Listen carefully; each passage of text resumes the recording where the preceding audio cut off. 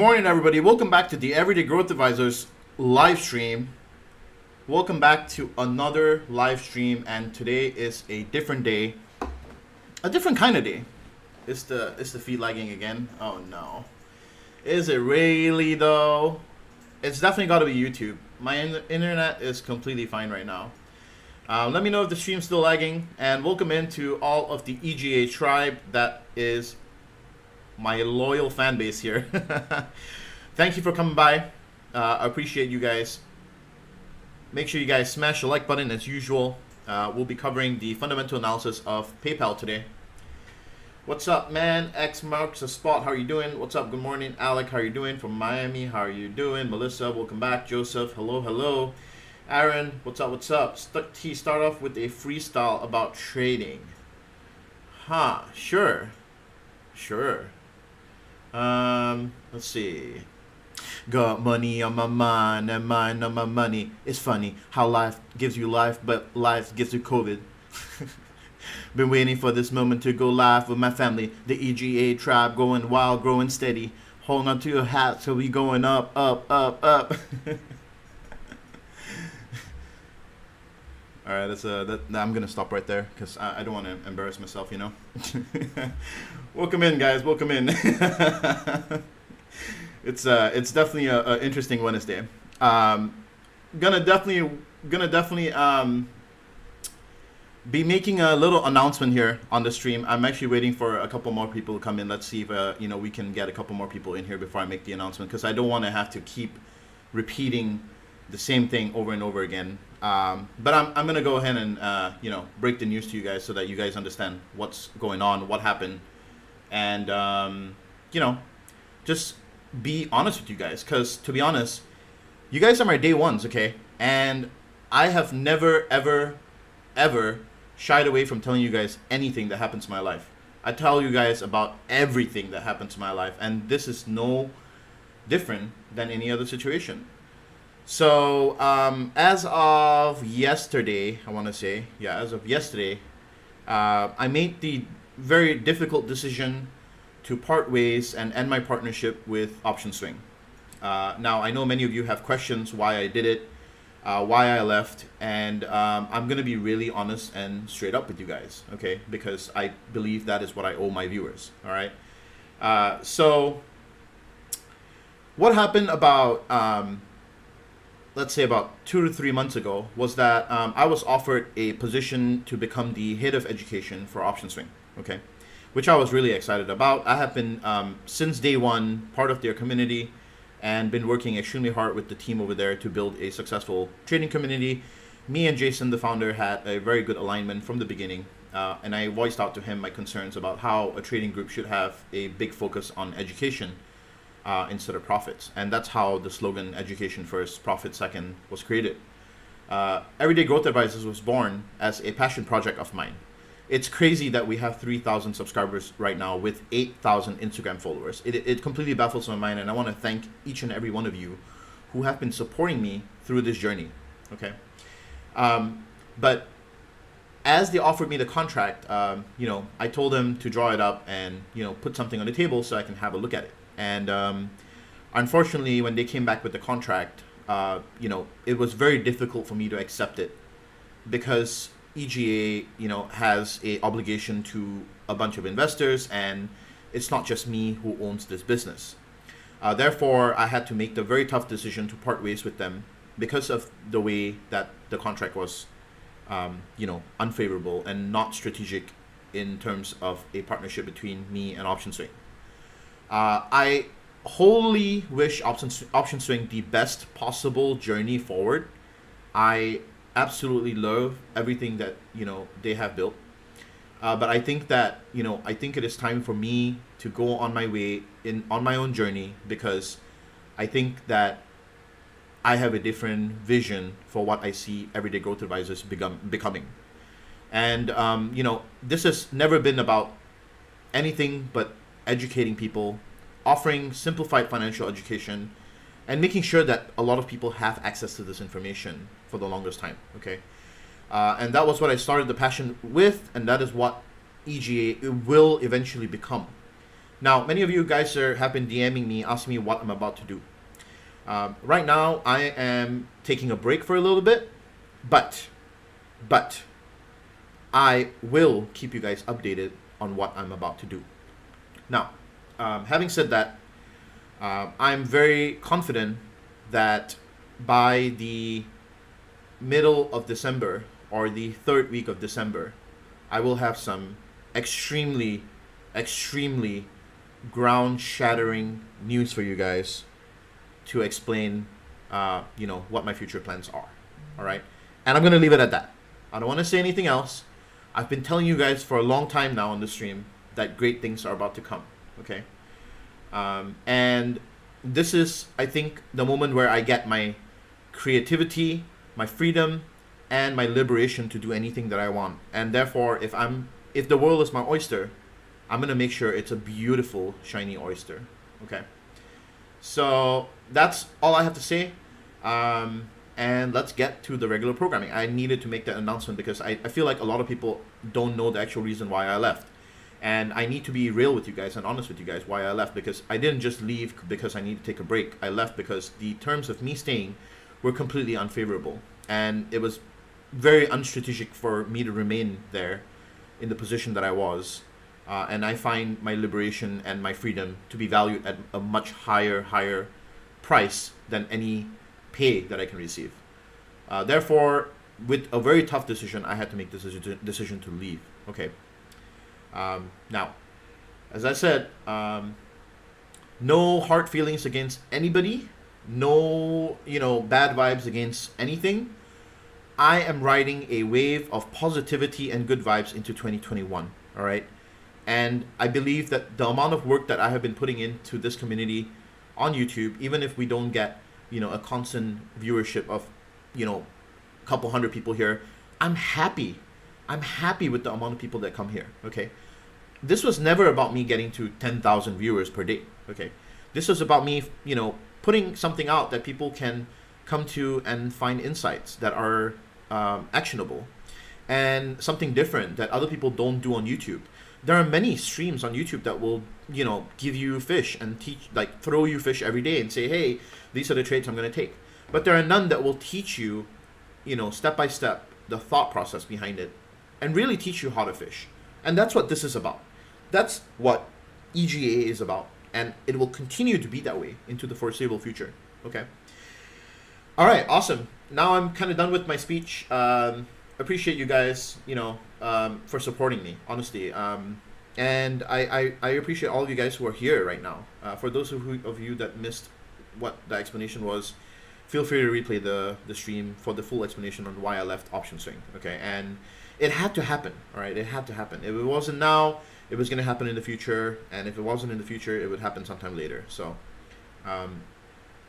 the universe is aligning me towards my intended path, and that's the way that I look at this. All right. So, cheers to a great 2021, and I think that Everyday Growth Advisors is just beginning. So, if you want to see me smash 2021, put a couple of fire emojis in the chat. Put a couple of fire emojis in the chat if you want to smash 2021 with me, because I am telling you that we are about to smash it. Okay, we're about to kill it.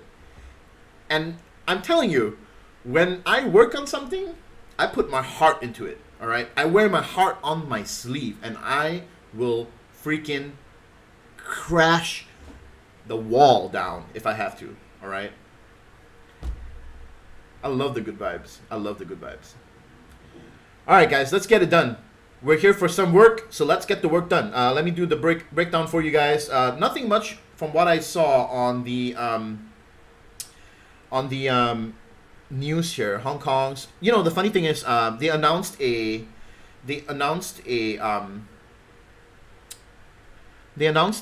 passage between Singapore and Hong Kong, and then they receded it. That was crazy. I had a friend who booked a plane ticket to go there and a hotel, and then they said, sorry, we ain't doing it no more, and now he's stuck. He can't get a refund. I'm like, dude, you were dumb. You shouldn't have done that. I even told him, I was like, dude, don't do it, and he did it. I was like, nah, you shouldn't have done it. Anyway, Global stocks rally before key economic data. Remember today, guys, we have the Fed meeting the minute meeting. Okay, be extremely careful. Now, I've been seeing decreasing volatility across the board since yesterday. I don't know if you guys see it, but I have been looking at volatility in general, and I've been seeing that it's been decreasing over the past few days. Okay, so have a look at this real quick. You can see this volatility has peaked a couple of days back, right? 6 November. 6 November volatility peaked, and it's been on a downtrend. You see that? So volatility low means, what does that mean? That chances are that the spreads are going to be pretty big on everything that you trade. Okay, volatility in the entire market is down. All right, that's the reason why the VIX is super cheap. Right? Look at where the VIX is. The VIX is at $23. All right.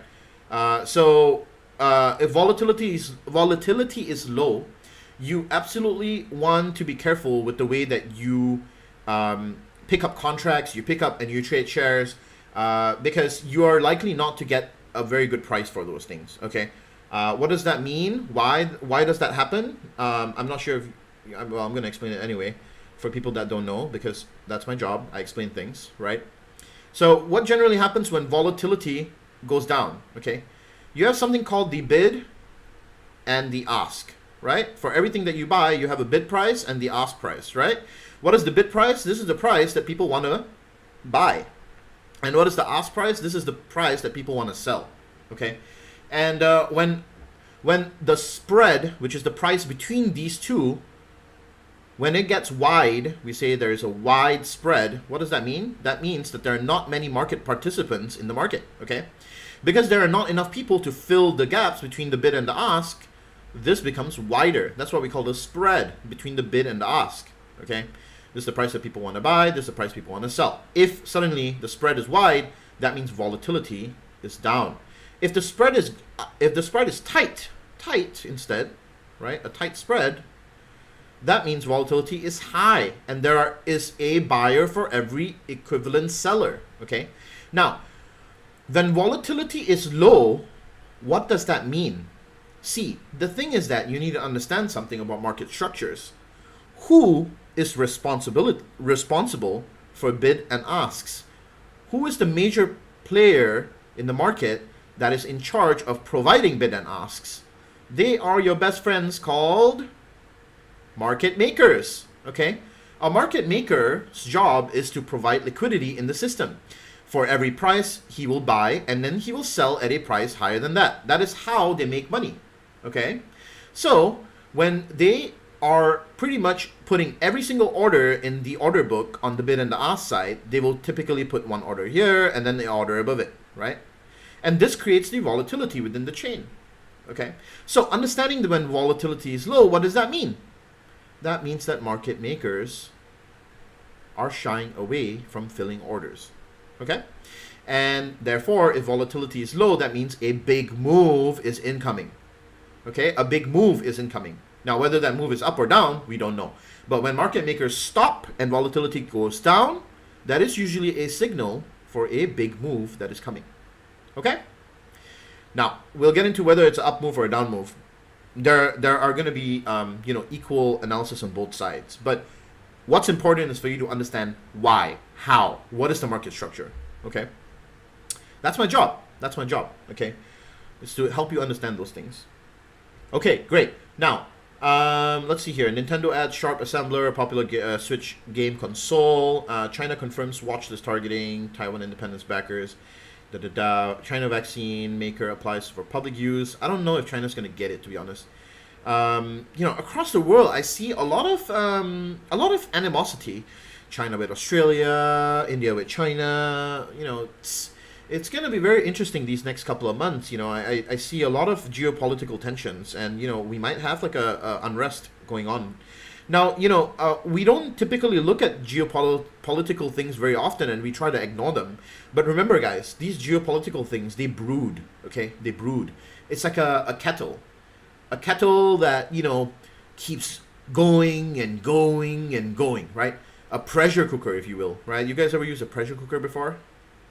It's that pot that has like a whistle on the top, right? And when the fire is like burning, and what do you have? You have like a very deep fire. Over time, what happens? This thing goes, right? It lets out a whistle. And when that happens, then the world gets a tension of relief. Right now, what I see is that the pressure cooker is building, okay? And when the pressure cooker builds, this is usually not good for global economic terms, okay? And if global economic terms and what I specifically see is a secular trend, okay? I see a secular trend. What is a secular trend? This is a one-way trend, okay? A secular trend. And the secular trend that is very, very important for this year, which has been the hallmark of this year. Can anybody guess what has been the trend for geopolitical tensions? Does anybody know the term? I wonder if you guys will know this. But let me just tell you anyway. It starts with starts with a pro, ends with a protectionism. Protectionism, okay? This has been the theme of this whole year, if you guys realize it, okay? All governments around the world have become completely obsessed with protecting their own trade and their own economic crises, okay? This doesn't only mean that Asia is doing it. It's the whole world that's doing it. Who started this thing? It was none other than the previous president, Donald Trump, right? And it's not just about Donald Trump who started it. It's not entirely his fault. It's the whole world that swung right? We had a right-wing movement across the world. Don't forget, okay? I'm not being political here. I'm telling you what the landscape is, okay? I'm telling you what the landscape is. When you have a right-wing swing in global markets, what happens?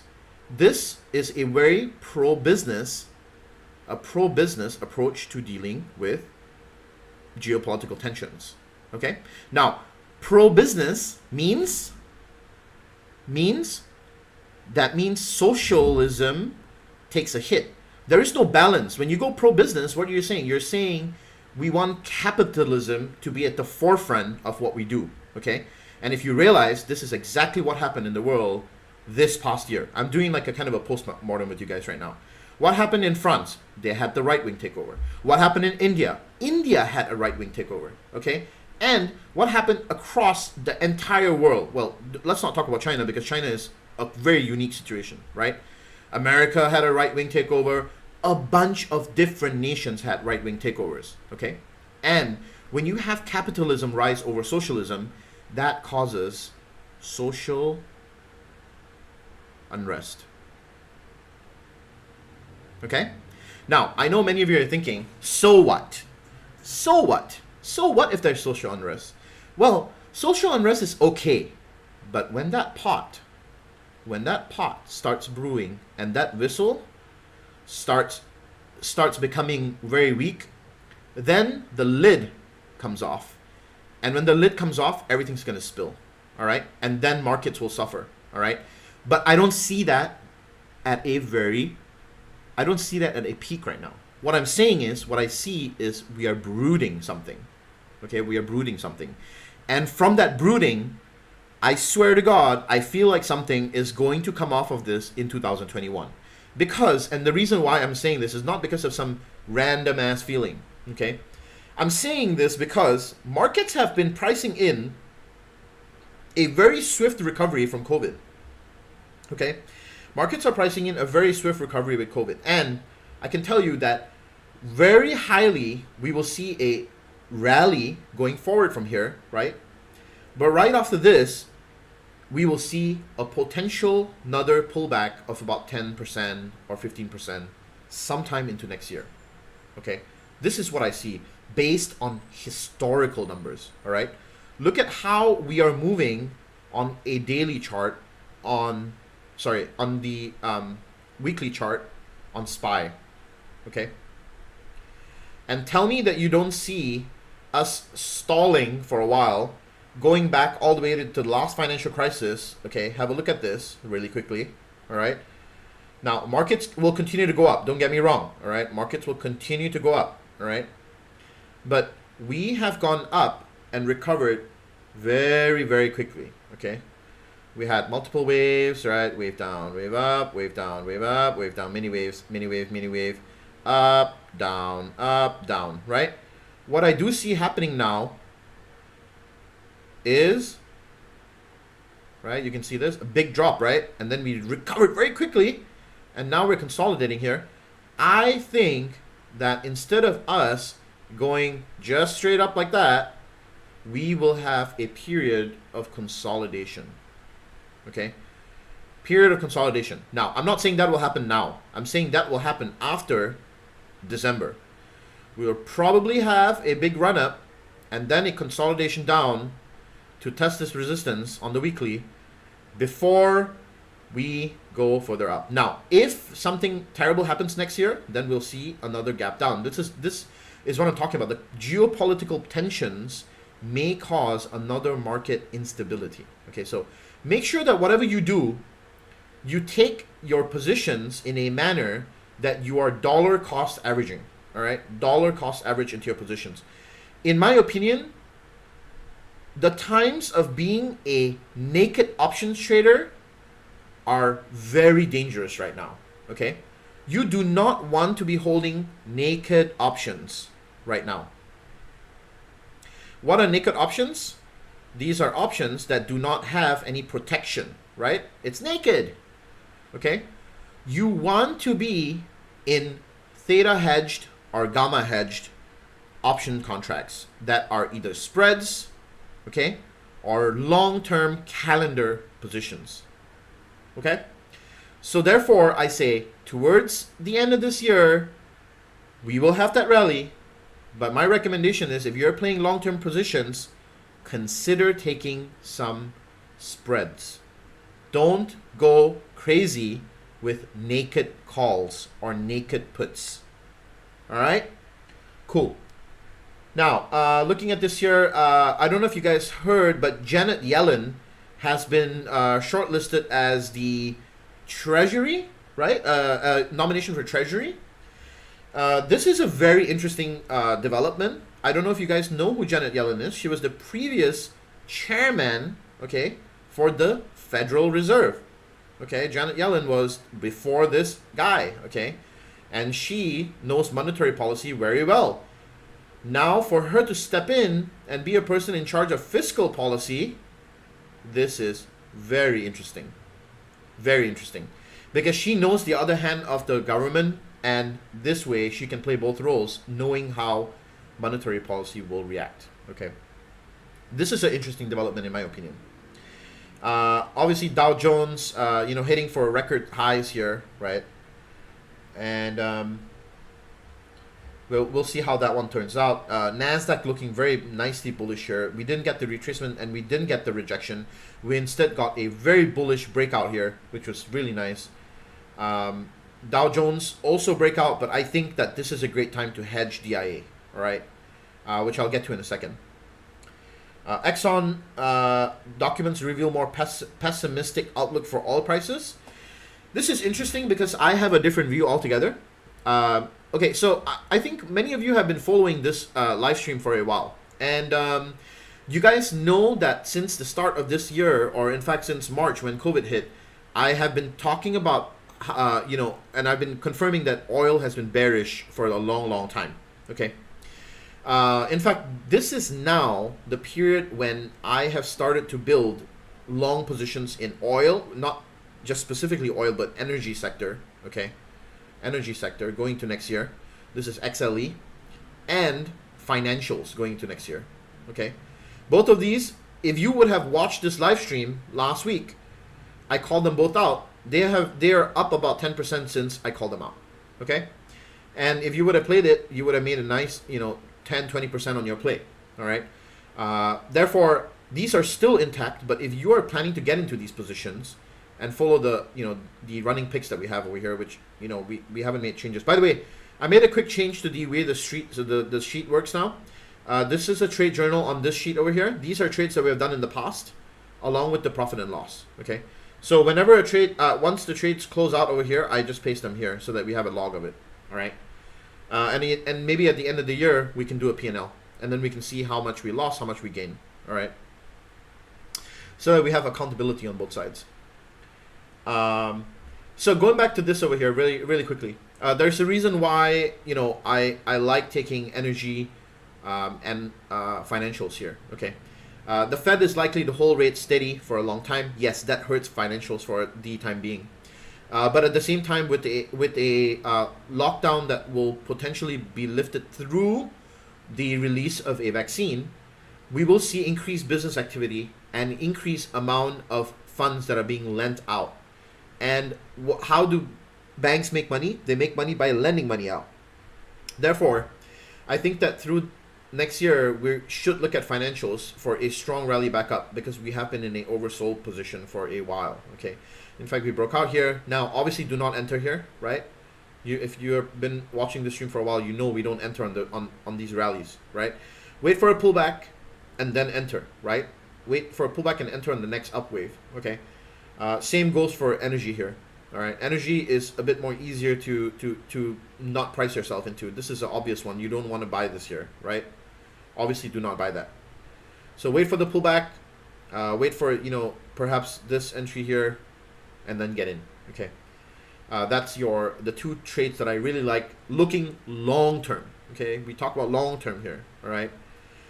Thank you very much for your support, guys. Make sure you smash the like button. Thank you for attending. Let's see. Let me read some of these comments here.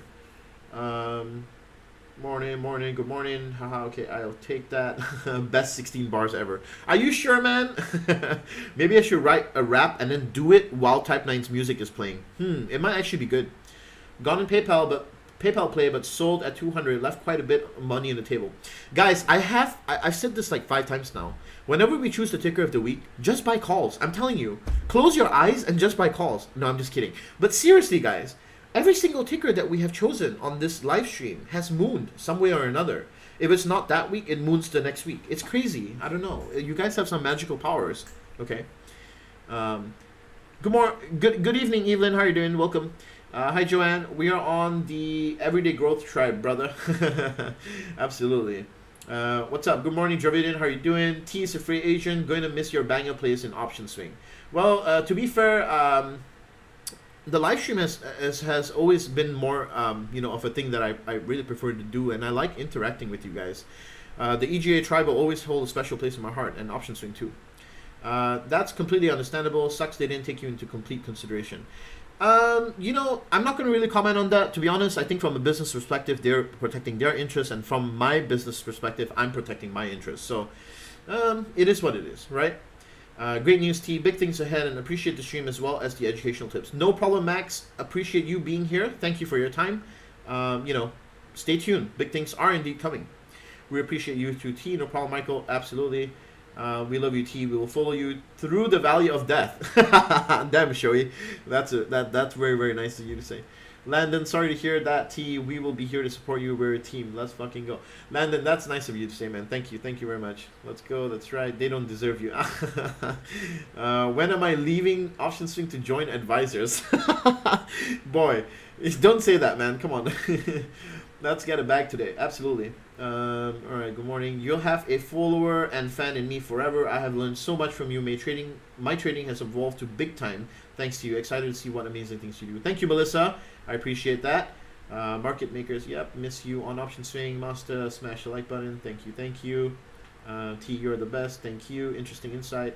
Is it good to get into gold due to anticipated? This is actually a fair thing. Yes, I would agree with that statement. It is actually definitely a good idea to get into gold. Yes. Looks like there's decent flow in tech market today. Mostly everything else down is just like a little, like you mentioned. Yeah. That's what I'm seeing as well. Yes. VXX calls good today. Yes, they are good, but remember one thing. I looked at them yesterday, bro, and the thing is they're super expensive still. IVs are super high. So if you want to do a hedge play, I recommend doing DIA instead, right? So remember, we've spoken about this before. You know, you don't want to take an expensive hedge. Make sure, you know, you just look at it like from a perspective of risk to reward ratio, right? You know, QQQ doesn't give you a very good risk to reward ratio here, right? How much of a risk to reward ratio is there, right? You got like that much of a move technically, right? This is, let's say, your support zone right here, right? Your demand zone right here. And then we look at SPY, right? and you have also about the same, right? About the same, a little better than Nasdaq, right? And then you look at DIA, and this thing has the best risk to reward ratio to the downside here, because you have a big move to come down here, right? And we've been talking about this for a while. We didn't just talk about we're not just talking about this now. We spoke about it when we were here, and then we sold off, and then our hedges paid, and then we did it again. And now I'm telling you guys that you should open up hedges again, right? When you're at key levels in the market, it's always safe to just take a mini hedge.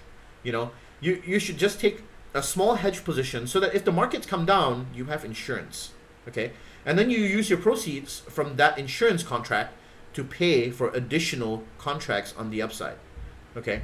That's how you play the game, all right? Remember that up here, the only people buying up here are retail traders. Why? Because of FOMO, right? They're like, oh no, everything's gonna go up to oblivion, and they keep buying, right? FOMO. And then what are market makers doing to you up here? Market makers are selling you calls and buying puts, and right at the perfect moment, they will orchestrate the rug pull, right? They will orchestrate the rug pull, okay? So be extremely careful, all right? For long, you mean 6 months? Yeah, I mean like 6 to 9 months, absolutely. XLI hedge, yep, you could hedge with XLI as well. That's not bad. We are with you and support EGA. Thank you, Santosh, I appreciate that. I have learned so much from you. Thank you, and will follow you. Thanks, bro. No problem, Felix. Absolutely, man. Jason says, will there be a discount for the next wave of EGA beginners course?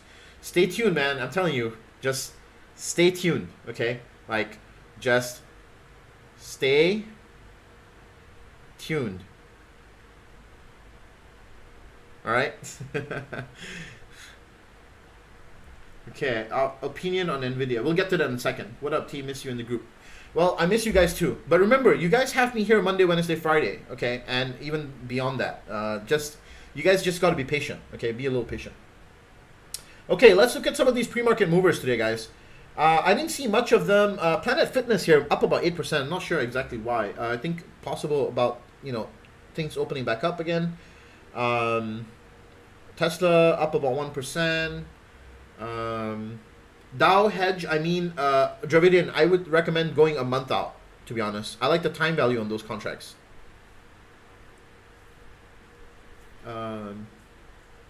Cool. Hedged are good, but remember to bid speculate too much. Trade the trend. The trend is your friend. Absolutely, man. That's what I'm saying. Take a small hedge position. I said it. Small hedge. I didn't say go crazy. When we're talking about hedges, we're talking about less than 10% of your open positions should be hedges. Less than 10%. It should make up a very small percentage of your portfolio. Okay. This is an insurance contract you take. You're intending to lose all of it. Remember that. Let's see here. Okay, not much else here. Let's see. Over here. So today we will have Fed meeting minutes that will be released. So be careful with that. Might possibly make the market move. Personally, I'm not going to be trading much today. I will be probably spending a lot of my time working on schoolwork because I have finals coming up. In about a week or two from now. My finals are going to be sometime on the 12th and the 13th and this week. So I have very little time to study for my finals, and I'm going to be concentrating on that. After which I will have, a whole bunch of time here to really do a lot of things that I want to do. And so a nice little break would be good. But don't forget, you will have me on the live streams. Come through every Monday, Wednesday, Friday, and potentially Tuesday and Thursday. I may do a surprise live stream where we do a live trading session. Okay, so definitely don't miss out on the live streams. Just check back to the channel and you will see, and I'll continually post on Instagram if I plan to do a live trading session. Today we won't be having a live trading session, unfortunately. I may consider doing one tomorrow if I can get, let's see, if I can get everybody here to throw a heart emoji into the chat, then we'll do a live trading session next week on Monday. How about that? On Monday next week, we'll do a live trading session. If we can get everybody in the chat to do a heart. This should be fun.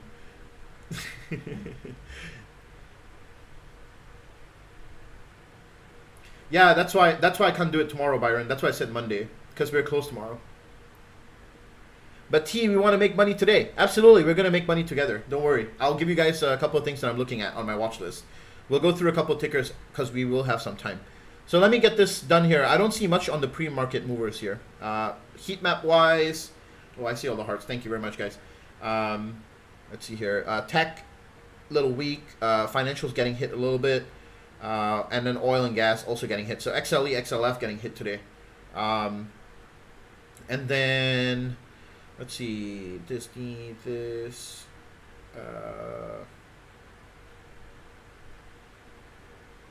Yeah. I see. Honestly, it's a mixed market today. So don't go too crazy, but we'll look at a couple of setups. In the meantime, let me give you guys my PayPal intrinsic valuation that I did. So what is PayPal shares actually worth? By the way, according to Morningstar, they value this business at $143. Okay, $143 is what they value at. I think that they're a little conservative, which is fine. Here's what bulls have to say about PayPal.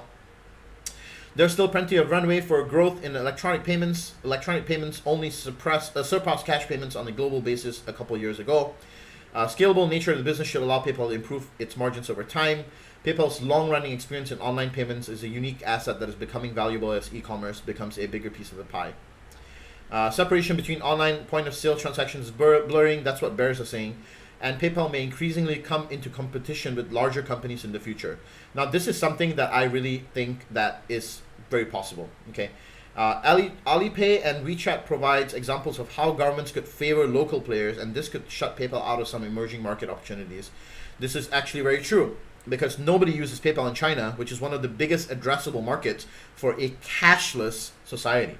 Remember that before the world even started using a cashless payment system, China was on top of that, all right? And I know this because I saw this happen firsthand with my own eyes. I was living in Guangzhou for 2 years of my life, and I know that people used to pay each other using QR codes, okay?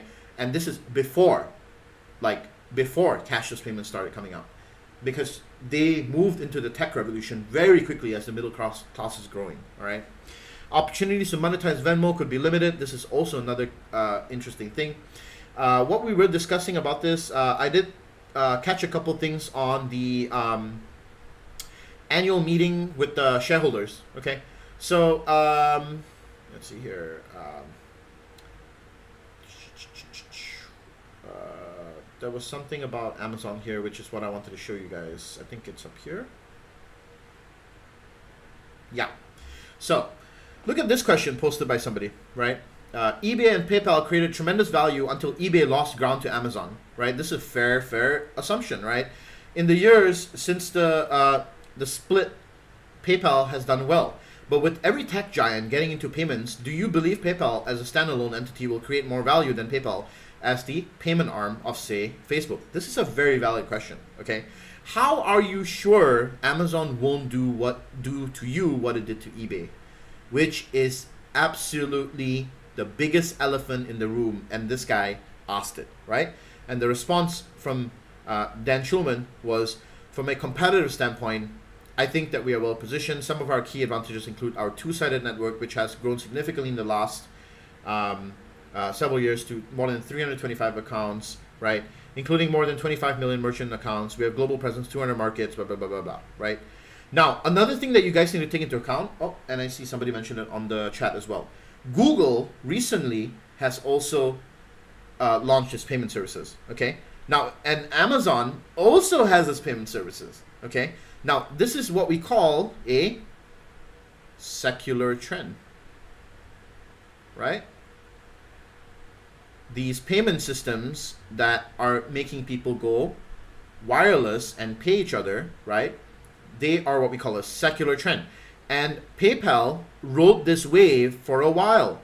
But now, as bigger companies have a bigger piece of the pie, they don't need to use PayPal anymore because the integration can be built within them. They don't.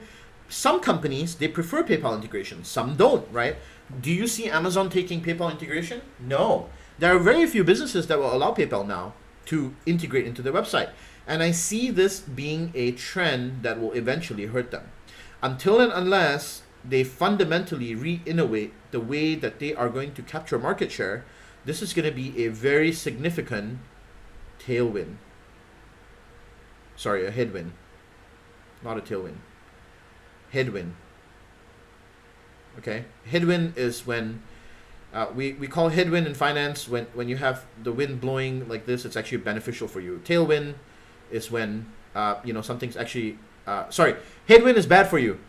Tailwind is actually good for you. Okay? Sorry. Sometimes it just mix my things up. Now the funny thing is, I didn't know PayPal is actually holding Uber stock, which is interesting, right? You wouldn't know this if you didn't read the 10K or the 10Q. So they actually hold a strategic investment in Uber, and it's part of their commercial agreement. Okay. What is PayPal? This was not another thing. Well, let's see. What was the other one? This is more about human rights and law. And then they were talking about compensation, and then this is about proxies. Share buybacks. Yeah, this was another thing, right? You want to know share buybacks. Do you plan on 2020 share buybacks? How much? So in the first quarter, they returned 800 million to stockholders in the form of stock repurchases. Since the second quarter, PayPal has returned $7.7 billion approximately, repurchasing 113 million shares of common stock at the average price of $68. That's dope, right? PayPal targeted long-term capital allocation strategy contemplating return of 40 to 50% of free cash flow in the form of stock repurchases. So over time, they're returning a lot of money to shareholders, and I think they intend to do so. When do investors get a dividend? And so this is an interesting one, right? They are doing it through stock repurchases, and they say, while we do not have any near-term plans to institute a dividend, we will continue to evaluate our capital allocation strategy as our business evolves. Now, I think this is just the finance team kind of understanding that doing share repurchases are more efficient than issuing dividends, because when you start issuing dividends, you have to maintain your dividends. Okay, so they're taking a strategic move there. Cool. All right.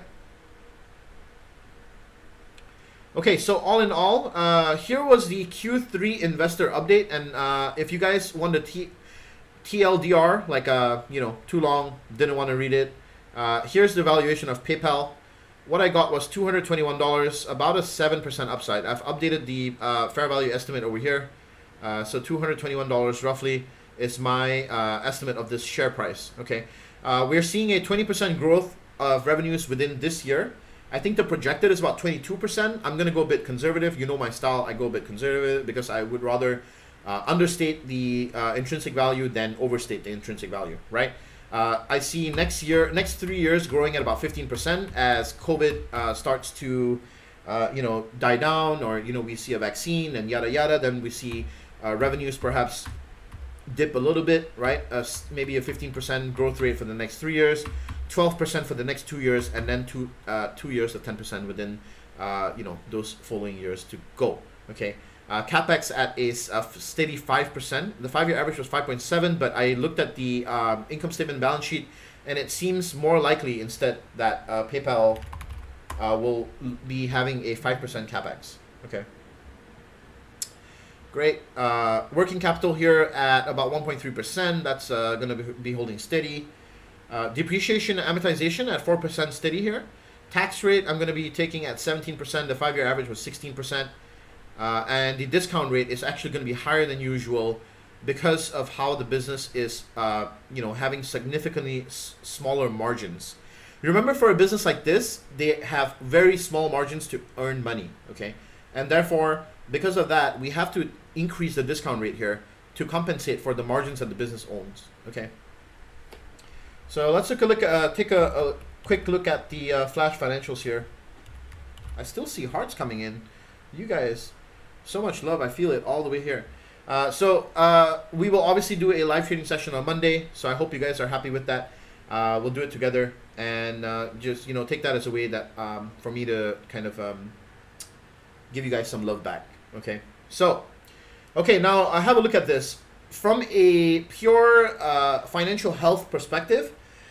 This business is amazing. Okay, it's actually pretty, like, for the sector that it's in and how it's doing, it's actually really good, doing pretty decent. Okay, operating income at about 20% here, that's decent. Net income at 20.6%. Their diluted EPS 21%. Revenue is growing at about 18% year over year, 3 years annualized. Return on assets 5% positive. Return on equity also positive, about 18%. ROIC at 13%, which means that for every dollar they invest, they get 13% back. And net margins at 15%. You can see that compared to other tech companies, this business actually has pretty small margins, right? Tech businesses usually have margins within the range of 20 to 30%, right? That's the usual margin. Okay, with the exception of Amazon, of course, which is different. Okay, and then have a look at this over here. Their current and quick ratios. Current ratios and quick ratios looking pretty decent. More assets than liabilities. Of course, this company does not have any inventory, so we're gonna ignore the quick ratio. We'll use the current ratio for our financial health valuation here, and we want a more than one current ratio for a business. That simply means that there are more assets over liabilities. Okay, and when we talk about assets, we're talking about current assets and current liabilities. These are assets that expire within less than 1 year. Okay, so within the year. All right. So their current assets and liabilities are able. They have sufficient assets to cover those liabilities, which is a good thing, right? And interest coverage here at 22 times. The usual that we look for is more than 3 times. And they're at 22 times. So for every dollar that they borrow, they can pay back 22 times. And they indeed do have debt. They have borrowed money, which they can pay back more readily than usual. Okay. Debt over equity here, also very healthy. We want this to be less than 1. Why? Because this is the total debt over the equity of the business. You always want the debt to be less than the equity, therefore making this ratio less than 1 being a positive effect for the business, right? You want less debt and you want more equity, causing a less than 1 ratio. Okay, therefore a less than 1 ratio here at 0.48. This means that they have sustainable debt for equity. That's a good position for shareholders to be in. Okay, so all in all, this is a great stock to own. However, my key problem is that their business may have peaked during COVID. Okay, their business may have peaked during COVID, and this is what I see as a big problem. Okay, now what I do say though, there is a chance that this runs higher. All right, it runs higher, and remember that our valuation is somewhere above us, right? It's at like 221, right? This is our valuation up here. So technically speaking, our valuation is golden, right? We still have a little ways to go. We'll be okay, right? Our margin of safety hasn't even been hit yet, right? And we're gonna go ahead and put a nice little text here: intrinsic valuation done on 11/25/2020 at 221, right? Therefore, we have this as a record here, and we're going to go ahead and save that to the cloud so that we don't lose that. So we'll leave this there, and we'll see if we can get there. Now, personally speaking, I wouldn't chase this right here, right? Wait for a little pullback. If we can bounce on this little trend line that I drew here, your ideal entry for PayPal here would be somewhere. Let's actually draw a Fibonacci extension here to see where we would go. So this is your swing low. Actually, hold on. Let's actually go to this swing. So we'll go from this this swing low to this swing high here. So see, this is tricky, right? I want to go through this with you guys really quickly. How do you draw the extension here, right? Because you can't use this as the extension point. This can't be your swing high because you're still, well, you could technically use this as a swing high, but I personally wouldn't like it here, right? Because using this point as a swing high, it could continually go up here, right? Even pre-market high is already gonna break this, right? So what I would prefer to use is the previous swing high, which is this high over here, right? And then your swing low from that high becomes down here. So this swing low to this swing high will give you the extension to the upside. if you try to use any one of these points over here, they will be inaccurate. Because this swing high to this swing low, do you choose this one, or this one? You could do this one to this one, but in that case, I would much rather choose this swing to this swing here, right? Okay, something like that, okay?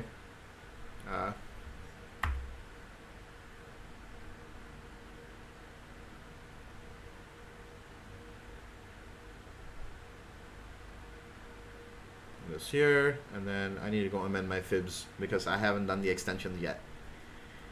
So we'll do, first of all, I need to change these later. Okay, so we want to do, we have this. Okay, so then we want this, we want 2.618, we want minus. So we're going to do this, and we'll do minus 2.618.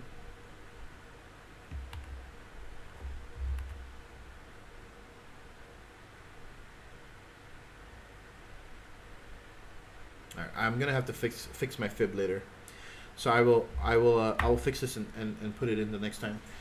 I just got a new setup here, so I need to fix the fib the settings here because I haven't done it yet. So this one needs to go away. I'll do that a little later. Perfect. Okay, so going back to this now. Investor update wise, they had a great historic quarter for PayPal. This was awesome, right? You know, increase in active users, customer engagement, total payment volume, revenues, free cash flow. We always love seeing increasing free cash flow, right? And then now they have interest-free buy now, pay later installments. This is also awesome, right? Partnering with more communities, expanding Venmo through a card. Now, interesting thing about Venmo, I don't know if you guys know this. I mentioned this on the live stream briefly, okay? Does anybody know which bank backs Venmo, the Venmo card?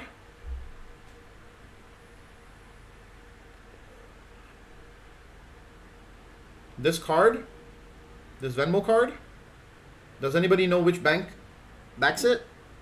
It's actually Synchrony Financial. Sync Financial. Okay, this is a company owned by Berkshire Hathaway. Okay, it's good to know because I would say, if they have such a big surge of users, you should probably go get some positions in Synchrony Financial, right? SYF, I think, is the ticker. No, it's Synchrony. Financials. S Financials. What is the ticker symbol? SY something? SY Synchrony Financials. No, I don't know what the ticker symbol is. SYF? Oh, there it is. SYF. No, it's not. That's weird. Oh, because I'm on. What a dummy. There we go. Yeah, there we go. Synchrony Financials. This one. So that's what I was reading on their 10Q, that they have actually engaged with Synchrony Financial and then another service provider as well. So one of them is Synchrony, and then there's another one as well. So go read up on it. Bancorp, it might be Bancorp, the other one. So I'm not exactly sure, but I know Synchrony Financial is one of them. So you know, if people start defaulting on these things and they have to pay interest, Synchrony Financial stands to gain. Okay, now I know it's not like a big thing, but it's good to know these things. Okay, supporting minority communities, research, Okay, total payment volume increasing nicely year over year.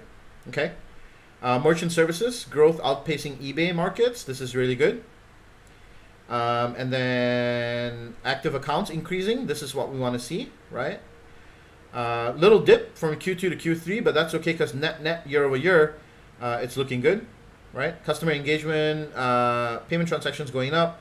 Customer engagement is going down. And expansion of gap, growth here, free cash flow. This is what we want to see. There was a dip in free cash flow because of, I believe it was investing activities. We went through this with the previous wave of the mentorship course.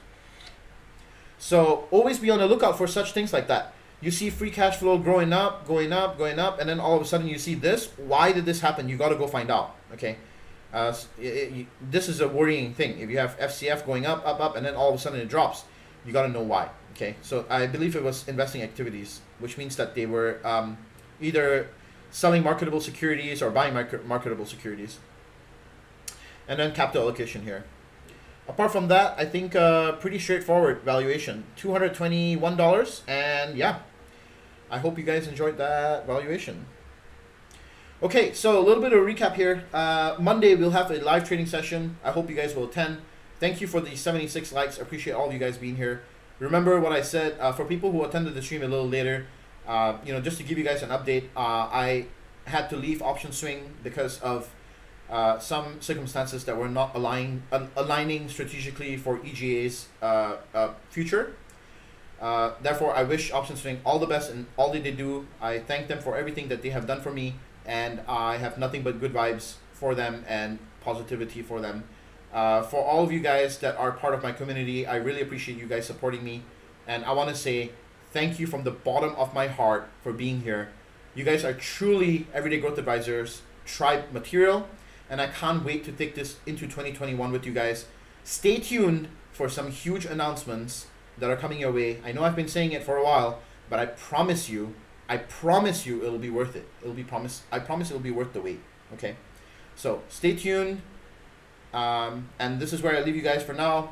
I'll see you guys on Friday, right? I was intending to take up option swing with the Black Friday sale. Everyone here is in it, I take it.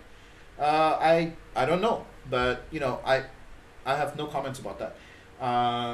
Disney, let's see, NEE. That NEE play looks okay. Tony, I would take it. UPS, December 4th, hold a bit longer or that now. NEE play looks okay. Oops. Accidentally clicked on my own voice there. UPS 4th, 165 calls for December 4th. I would definitely take profits on those. Absolutely. Anything on my watch list? Yes, sorry about that. I meant to actually tell you guys. I was looking at Baba. Baba is a really nice play here. Now, it's almost too good to be true. Nice little gap fill here to the upside here. If the markets go ballistic, wait for the consolidation pullback and then enter Baba. Okay, do not take this right here. All right. There's a nice little gap to fill between 280 and 290. That's what I'm seeing with Baba. This is a good play. I like the company. I think that the right time to buy was here potentially. This was your first wave, your second wave, right? If you know me, you know I take it on the second wave always. But now that I missed the second wave, I'm potentially going to take it on the third wave here. So wait for the pullback, a bounce on this support here, and then take it to the upside. Okay, that's what I'm seeing with Baba here. Apart from that, there was, let's see, PayPal was the other one. And Tesla, do not be taking this right here. Boeing was the other one. Boeing has been consolidating here for a while, but then I expect the Dow Jones to come down. So potentially a short position here on Boeing as a swing trade might play out nicely. Okay, I like this playing this to the downside. There's a dual zone here. Okay, you guys can see this. Nice little dual zone, right?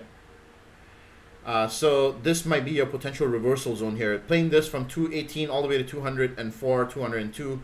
This may potentially be a good zone to take some profits on Boeing. Okay, I'll leave you with those two today, and we'll do more on Friday.